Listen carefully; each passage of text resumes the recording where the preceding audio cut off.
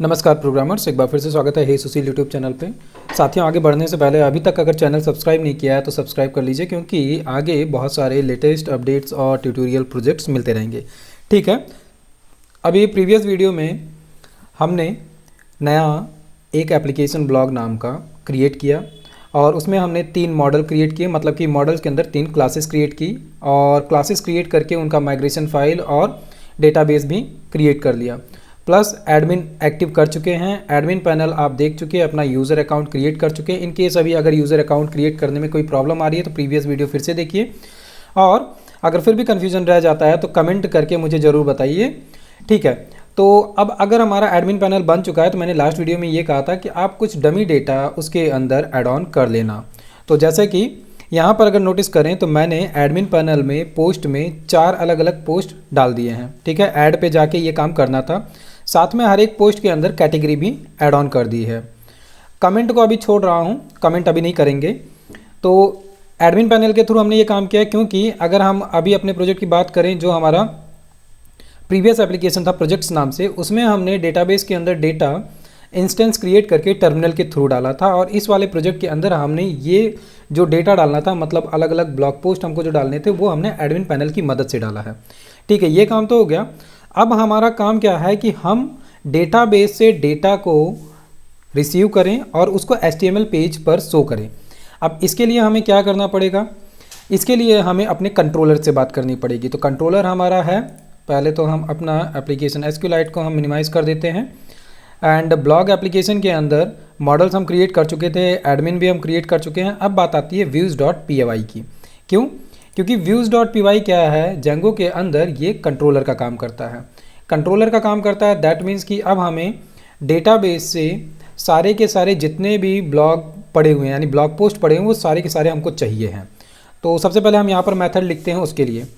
तो अब 2 application create करते करते आपको आइडिया हो ही चुका होगा कि हम सारा काम जो भी कुछ करते हैं किसी भी जेंगो के फाइल के अंदर, तो उससे पहले जो किसी भी डिपेंडेंट फाइल रहती है उसको इंपोर्ट करना ज़रूरी है।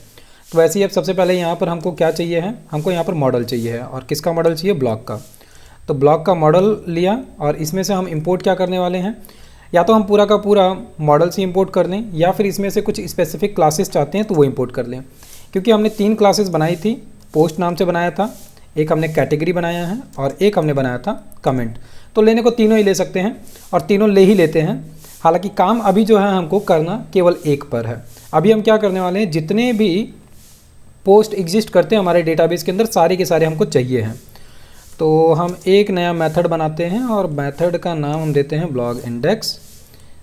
डिफ़ॉल्ट पहला मेथड है इसलिए, और इसके अंदर हम रिक्वेस्ट को पास कर दें सेम एज इट इज़। ज़्यादातर काम अब जो हमने 2 एप्लीकेशन में किया था, हेलो वर्ल्ड और प्रोजेक्ट में, वैसा ही काम हम यहाँ पर करेंगे। तो रिक्वेस्ट पास ऑन किया और इसके बाद में अब हमको सारा डेटा चाहिए है। तो उसके लिए हम पोस्ट नाम से एक ले लेते हैं, पोस्ट नाम से वेरिएबल, और इसमें जो है सारा डेटा ले आते हैं। तो आपको पता ही होगा हमको ऑब्जेक्ट्स मिलता है, और ऑब्जेक्ट्स में भी हमको क्या मिलता है, एक मिलता है ऑल। लेकिन यहाँ पे हम थोड़ा सा काम अलग करेंगे। क्या करेंगे? सपोज दैट पहले इसको हम कर लेते हैं नॉर्मल वे में, ऑल किए, और ऑल करने के बाद में कॉन्टेक्स्ट, और कॉन्टेक्स्ट एक डिक्शनरी है। तो डिक्शनरी में हमको डेटा चाहिए है, तो सपोज दैट हमने यहाँ पर दिया पोस्ट, और पोस्ट में हमने पास कर दिया क्या, पोस्ट। ठीक है, ये हो गया। तो ये सारा डेटा अब हम पास ऑन कर देते हैं जहाँ हमको भेजना है। तो हमने रिटर्न किया, और रिटर्न किसको करना है, रेंडर। रेंडर के अंदर जाएंगे 3 पैरामीटर। सबसे पहले तो हमारा रिक्वेस्ट, रिक्वेस्ट के बाद में वो HTML फाइल जिसमें कि ये डेटा भेजना है, तो हम अपने मेथड के ही नाम से बनाएंगे HTML फाइल blog index.html। यहाँ पर कुछ एक काम हम साथ साथ ही करने वाले हैं, और पास ऑन कर देते हैं कॉन्टेक्स्ट।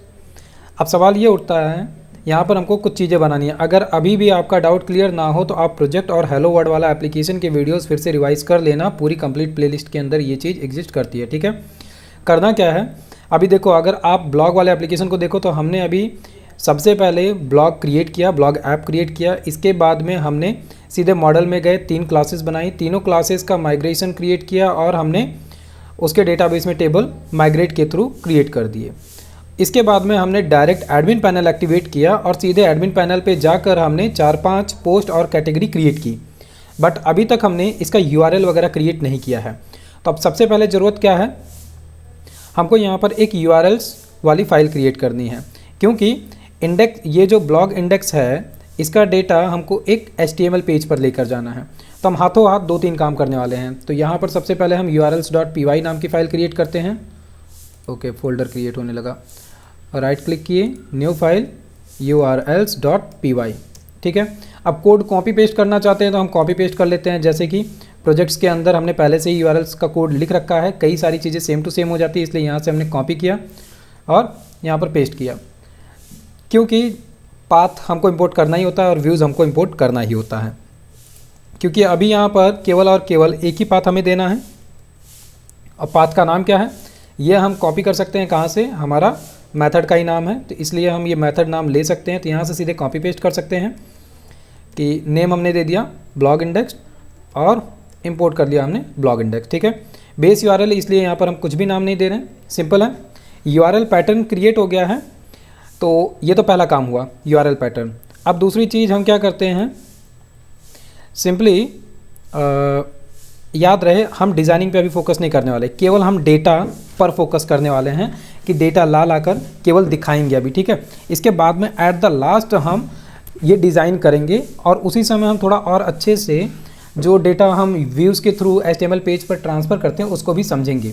अभी पहला फोकस रहेगा कि हमने व्यूज़ में कोई मेथड क्रिएट किया और उस मेथड के थ्रू कुछ डेटा हम डेटाबेस से रिसीव करके HTML पे ले जाकर दिखाना चाहते हैं, तो बस हम केवल दिखाएंगे। UI पे अभी हमारा ध्यान नहीं होगा, UI पे हम बाद में ध्यान देंगे। और उस समय थोड़ा सा ये कन्फ्यूजन भी आपका दूर होगा कि कैसे जब UI थोड़ी कॉम्प्लिकेटेड हो जाए फिर भी हम कैसे आसानी से उसके अंदर एडिटिंग कर सकते हैं, मॉडिफिकेशन या चेंजेस कर सकते हैं। तो पहली चीज़ URL पैटर्न्स क्रिएट हो गया है, ठीक है। अब हमको यहाँ पर बनाना है क्या, एक टेम्पलेट्स नाम का फोल्डर। तो टेम्पलेट्स नाम का फोल्डर बनाते हैं और इसके अंदर सिंपली हमको क्या देना है, ब्लॉग इंडेक्स नाम से ही एक फ़ाइल क्रिएट करनी है। तो एक फ़ाइल हम क्रिएट कर लेते हैं blogindex.html। ठीक है, क्योंकि अभी यही है तो अभी सिंपली हम इसी के साथ चलेंगे। ब्लॉग इंडेक्स क्रिएट हो चुका है, डेटा सब कुछ यहाँ पर मिलना है हमको। ठीक है, हम चाहें तो हम क्या कहते हैं, जो दूसरे क्या कहते हैं कोड पड़े हुए हैं उनको हम यहाँ पर कॉपी पेस्ट कर सकते हैं।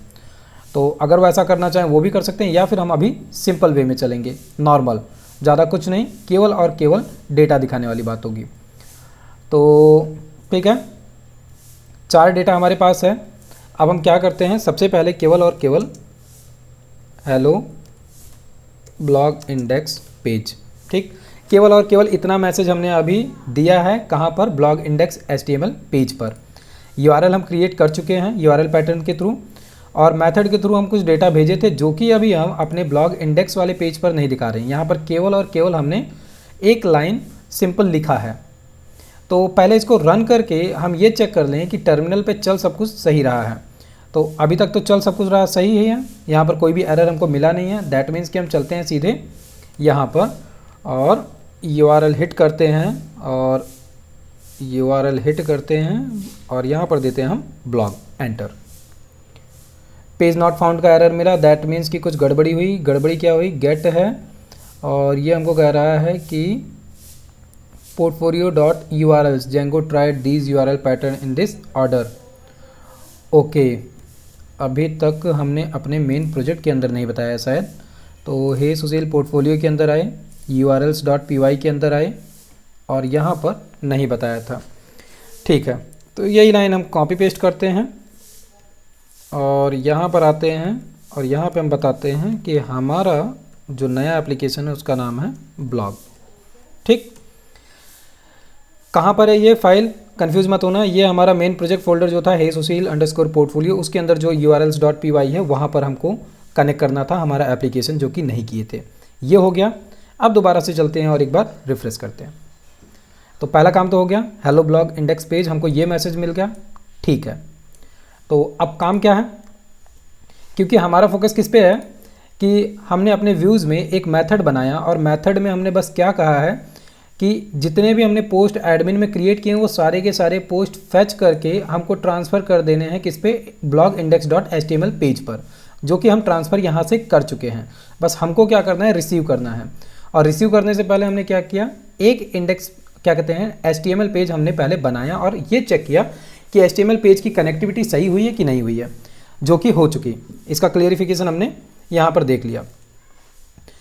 अब हमको यहाँ पर मैसेज शो कराना है, दैट मीन्स कि पोस्ट हमको शो कराने हैं जो कि मल्टीपल हैं। मल्टीपल है मतलब हमको यहाँ पर फॉर लूप चलाना है। तो फॉर लूप चलाने से पहले हम यहाँ पर अगर चाहें तो h1 टैग में कुछ मैसेज दे सकते हैं। क्लोज कर लेते हैं h1 टैग को और यहाँ पर मैसेज देते हैं ऑल ब्लॉग पोस्ट्स लिस्ट, ठीक है। और यहाँ पर सिंपली हम पोस्ट देने वाले हैं। अब पोस्ट देने से पहले क्या करते हैं, हम सिंपली पोस्ट में हमको याद है कि हमने 4 चीज़ें दी थी। मॉडल से हम देख सकते हैं ये चीज़। एक बार हम मॉडल्स को ओपन करते हैं। मॉडल्स में दिख रहा है पोस्ट के अंदर टाइटल है, क्रिएटेड ऑन है और लास्ट डेट है, ठीक है। तो अभी हम केवल और केवल ये सारी चीज़ें लेने वाले हैं। तो इसको कॉपी करते हैं, यहाँ आते हैं, पेस्ट किया यहाँ पर, ठीक है। इसकी ज़रूरत पड़ेगी, शॉर्टकट तरीके से काम करने चल रहे हैं इसलिए थोड़ी सी अभी इसकी ज़रूरत पड़ेगी। तो सबसे पहले हमको क्या करना है, स्टार्ट करना है लूप।